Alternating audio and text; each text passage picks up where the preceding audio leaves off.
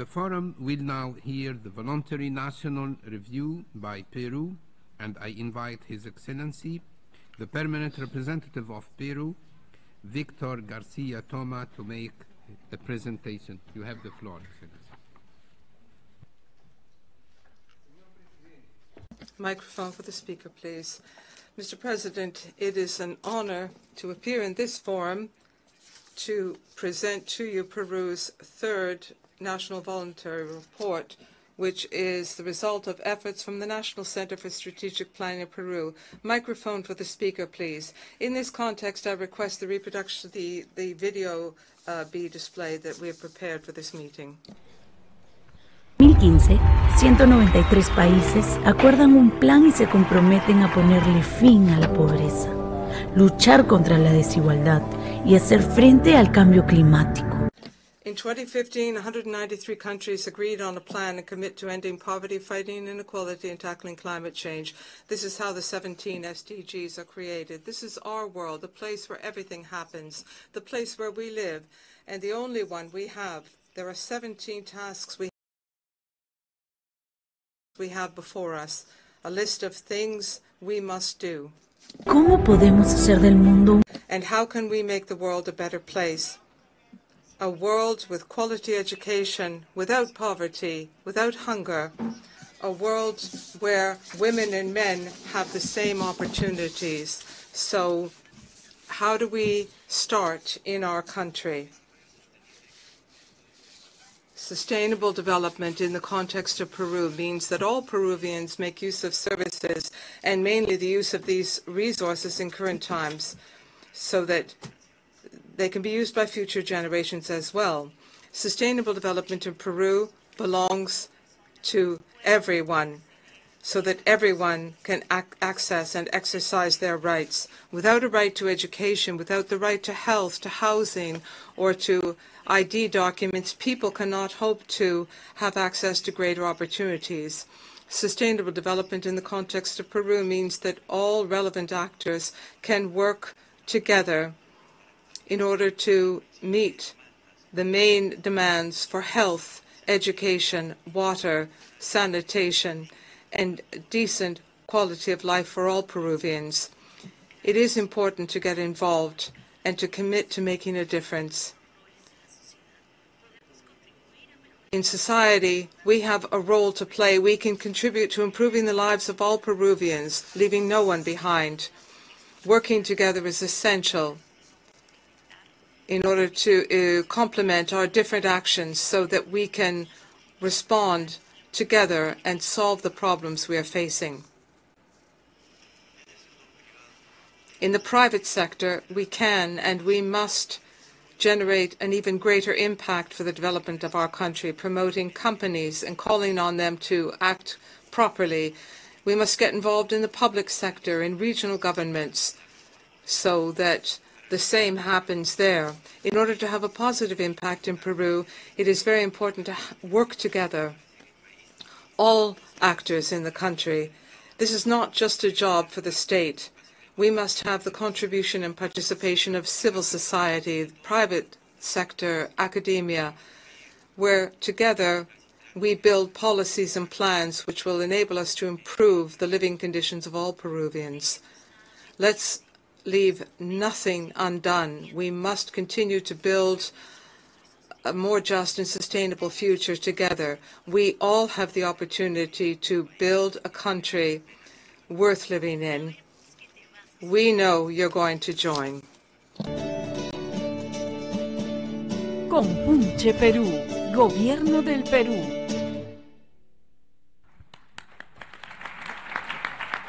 Gracias. Thank you. It has been said that the ideal of faith in the SDGs is working towards perfection. This means that we must do everything possible and work together so that we can ensure a better future for all. This report reflects the major steps forward and the challenges we are facing as we work towards sustainable and inclusive change. In 2023, in preparing for this report, we reviewed our statistical information and we held workshops as well. And we had the support of the German International Cooperation Group, the GIZ, and we're very grateful to them for that. These workshops made it possible to have contributions from the public and private sectors, from civil society and academia. At the same time, it increased our understanding of local challenges when it comes to SDG compliance. Among the relevant contents of the report, I would point out the following: including the 17 SDGs in our Strategic National Development Plan for 2050 is very important.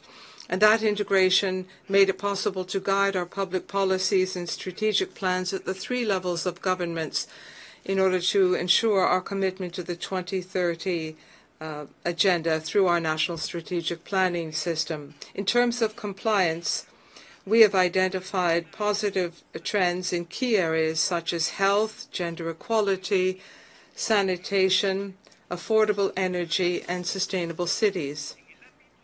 In the area of health, maternal mortality has decreased to 71 per every 1,000 live births, bringing us closer to our committed goal. The neonatal mortality rate has improved significantly, going from 22 to almost 11 per 1,000 live births. And this is in line with the established goals. In water and sanitation, we've achieved 90% coverage in access to water through the public network and 77% in access to sewage. However, significant gaps remain between urban and rural areas, which, of course, we must urgently close. In wastewater treatment, we are still facing challenges, but we have focused our efforts on effective oversight and on developing investment projects in cooperation with the private sector. In the area of affordable energy, significant progress has been made in ensuring access to electricity. We have some 85% coverage in rural areas and almost 100% coverage in urban areas. Access to clean fuels and technologies has been improved with the coverage of 73%. Additionally, we have developed the production of renewable energy, such as wind and solar energy, which currently represent less than 30% of end-user consumption. However, we have also faced challenges, namely the COVID-19 pandemic, which has had a devastating impact on health, on the economy, and on society in general. We have seen an increase in the mortality rate. Climate change is another one of our critical challenges. Changes in precipitation and temperatures threaten food security, public health, and our infrastructure. In conclusion, we have made significant progress in implementing the 17 SDGs, but we are aware of the enormous challenges we are still facing. We are committed to continue working in cooperation with all sectors of our society and with the international community to achieve the goals of the 2030 Agenda. We are determined to learn more, to make fewer mistakes, to strive tirelessly so that we do not disappoint the expectations and to rise above what we have before us until we reached our common ideal. Thank you.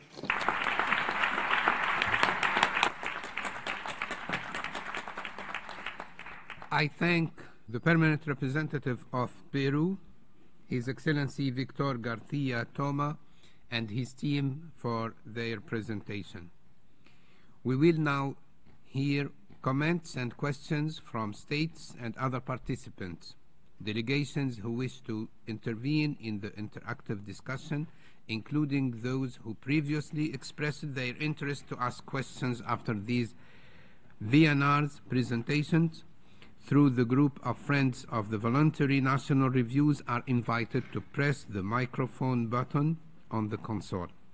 Before I give the floor to the first speaker, I would like to remind delegations to kindly limit their interventions to 2 minutes each. Major group, and now I give the floor to the distinguished representative of Ecuador, to be followed by Chile. Thank you very much, President. I'll begin by congratulating the 3 countries which have introduced their national voluntary, the VNRs, this afternoon. I have a question for Peru. Excellency, you mentioned that Peru has a national strategic development plan. How is this instrument aligned with Agenda 2030? And in drafting and preparing your review, how did you take account of the SDGs? Thank you. I thank the representative of Ecuador and now I turn to the distinguished representative of persons with disabilities stakeholder group, to be followed by Costa Rica.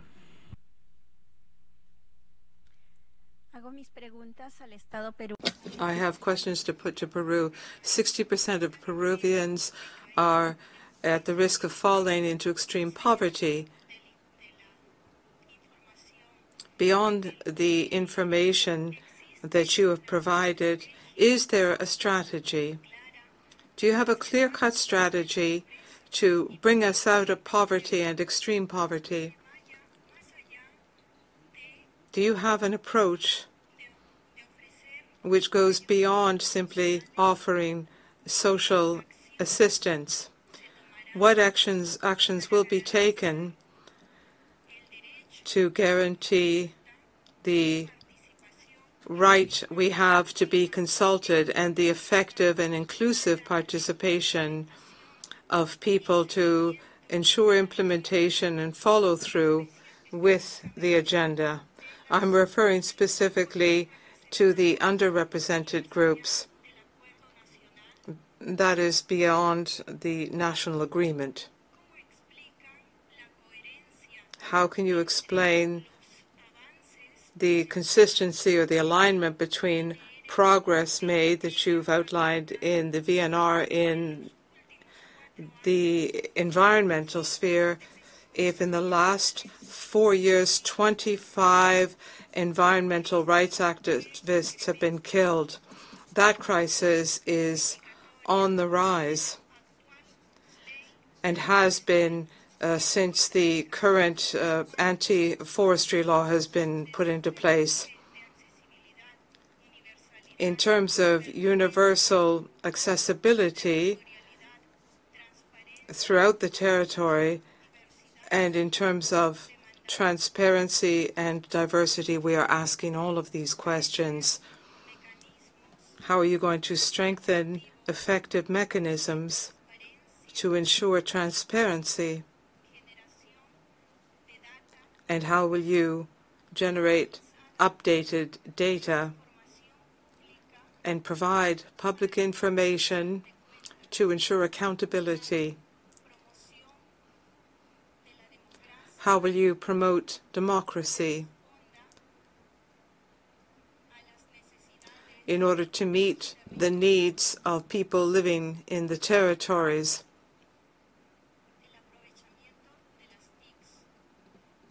In order to improve the use of ICT. Thank you.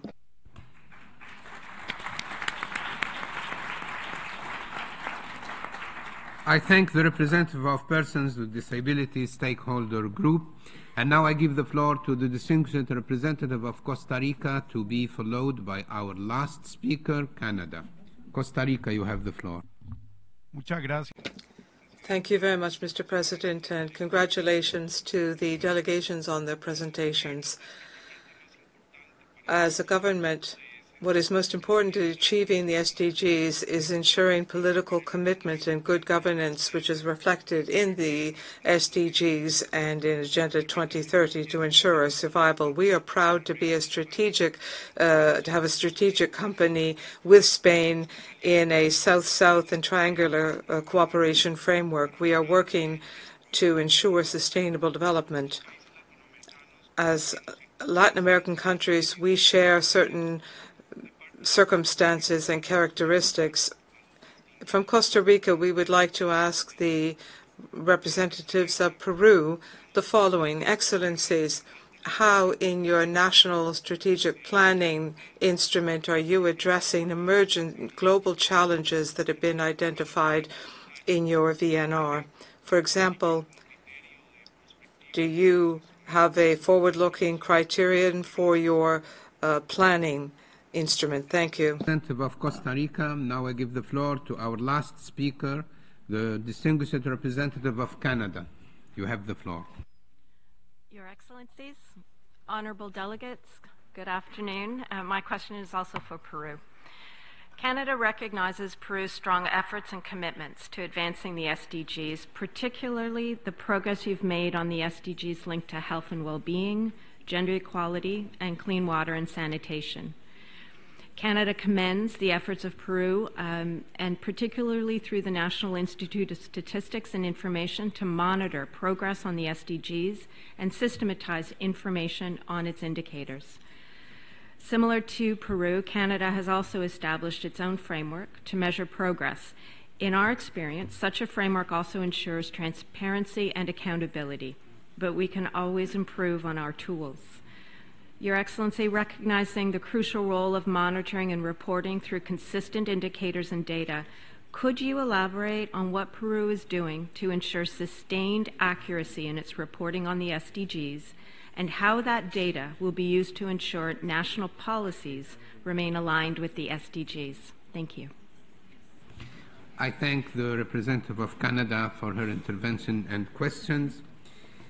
Now I invite the presenters to briefly respond to the questions from the floor within about 4 minutes. Now I give the floor to His Excellency, the Permanent Representative of Peru, Victor García Toba.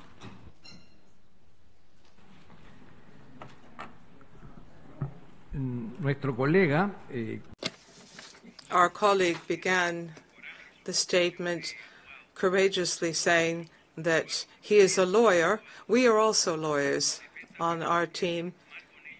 In our defense, I would say things go poorly with lawyers, but they go better than without them. en relación a las respuestas que nos han Just in response to the questions raised, Ecuador asked us a question about our strategic plan. And the strategic plan that we have is based on Peru's 2050 vision. And Agenda 2030 was used as our guiding reference point. And the plan clearly spells out that our state is committed to that agenda.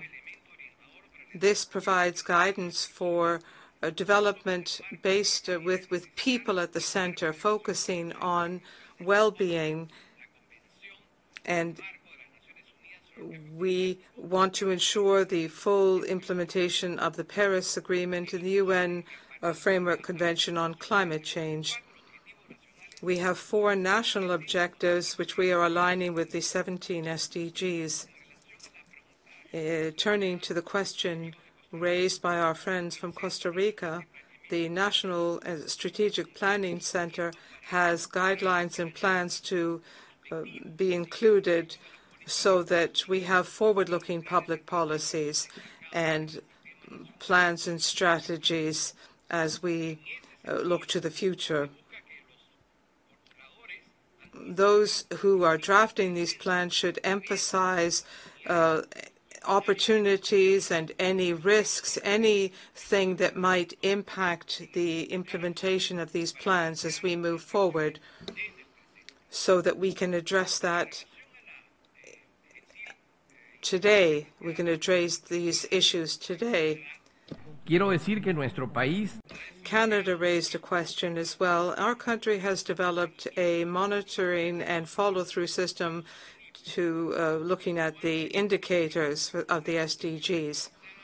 We have updated information from a number of state entities based on household surveys, national census, and national registers as well throughout the country. And to date, we have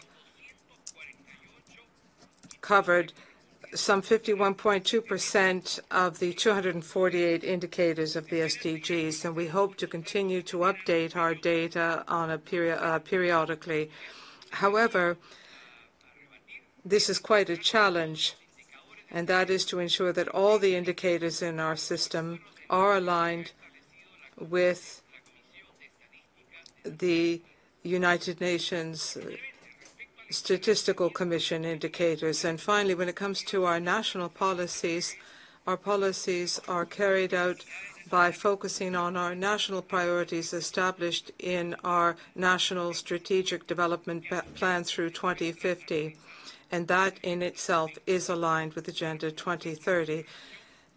By way of conclusion, there was a question about poverty in our country.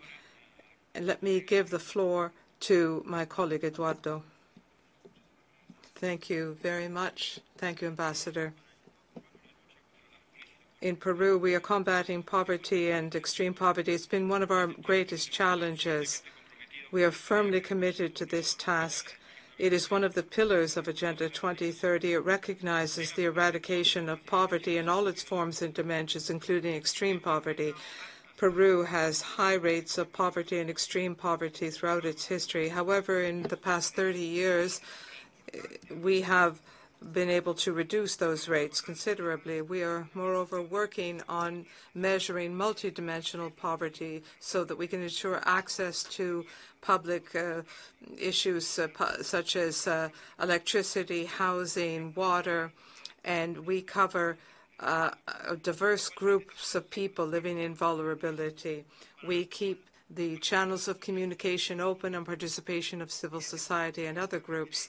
I would refer here, for example, by saying that between 2021 and 2024, we have worked with a number of indigenous reserves to improve the living conditions and for these groups and to protect these reserves. We have control stations, monitoring and control stations with the involvement of indigenous peoples.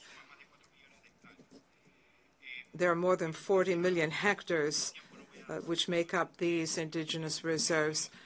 I can't fail to conclude without saying that we also make sure that our other territories benefit from our efforts as well. Thank you. I thank His Excellency, the Permanent Representative of Peru and his team for their answers, and I thank our distinguished presenters for their responses, and I also thank delegations for their valuable contributions and questions. Please remain